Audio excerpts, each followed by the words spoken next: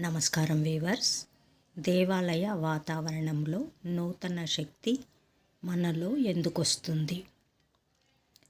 గుడి గంటలు, శంఖనినాదాలు, మంత్రాలు మనిషిలో వినికిడి శక్తిని ఉధృతం చేస్తాయి. భగవంతునికి అర్పించే పుష్పాలలోని సువాసనలు ఆఘ్రాణ శక్తిని తట్టిలేపుతాయి. స్వామి ప్రసాదాలలో రోజువారి మనము వాడనివి, ఉదాహరణకు పచ్చకర్పూరం వంటివి వేస్తారు. మనిషి ఆలోచనలను పెంచి ధర్మ మార్గం వైపు తీసుకెళ్లే శక్తి ప్రసాదములో ఉంది.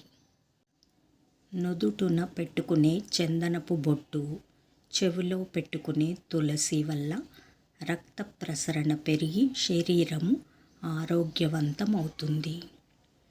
దీన్ని బట్టి తెలుస్తున్నదేమంటే, తరచు ఎక్కువగా భగవంతుని సన్నిధికి, దేవాలయాలకు వెళ్ళి సమయాన్ని గడపాలి. అందువలన మనకు మంచి జరుగుతుంది. జై సాయిరామ్.